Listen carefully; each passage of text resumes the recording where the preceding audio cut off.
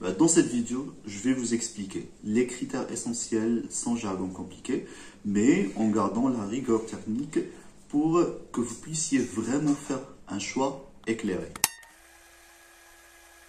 Le premier point, c'est la résolution. Aujourd'hui, la norme, c'est le 4K. Ça veut dire 3840 par 2160 pixels. Si vous voyez encore des TV Full HD, elles peuvent suffire pour une petite pièce, mais à partir de 43 pouces, le 4K devient vraiment utile. Mais attention, résolution ne veut pas dire qualité d'image. Une mauvaise dalle 4K peut donner une image bien moins bonne qu'une excellente dalle Full HD. C'est un peu comme une photo. Ce n'est pas le nombre de mégapixels qui fait la qualité, c'est aussi l'optique.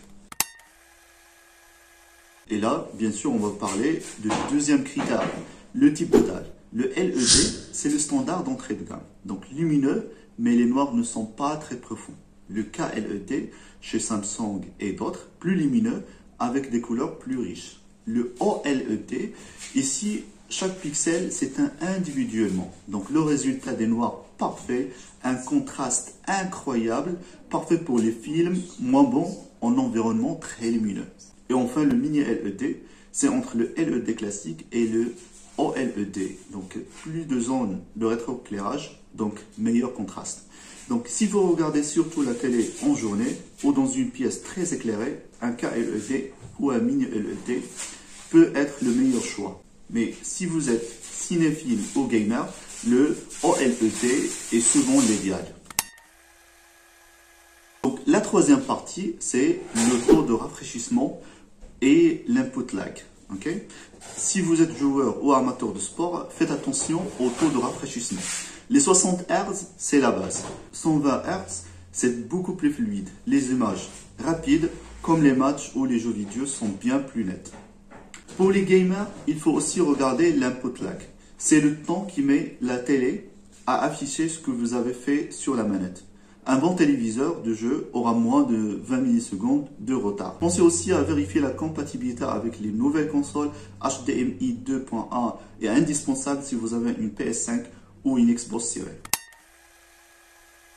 Quatrième partie, le système d'exploitation et le son. Donc, une télé moderne, c'est aussi une Smart TV. Donc, Google TV, WebOS, Station chez Samsung, ce sont les systèmes les plus courants. Ils permettent par exemple d'avoir YouTube directement sur la télé.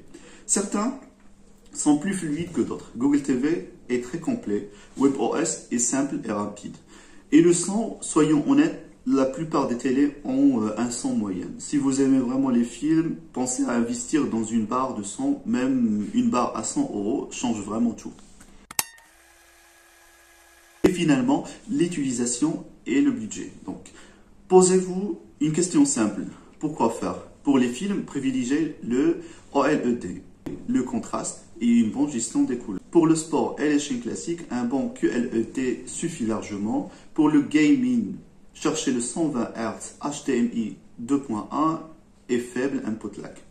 Et bien sûr, adapté à votre budget. On peut trouver d'excellentes télévisions à prix raisonnable si on sait ce qu'on cherche. Voilà, vous avez maintenant les bases solides pour choisir une télévision sans tomber dans les pièges marketing. Si cette vidéo vous a aidé, pensez à liker et à vous abonner. Et dites-moi en commentaire ce que vous regardez le plus à la télé, film, sport ou jeu. Ça peut m'aider pour les prochaines vidéos. Je vous mets aussi en commentaire un lien d'affiliation vers une sélection de télévisions que je recommande. Ça ne vous coûte rien, mais ça soutient la chaîne. Au revoir et à très bientôt.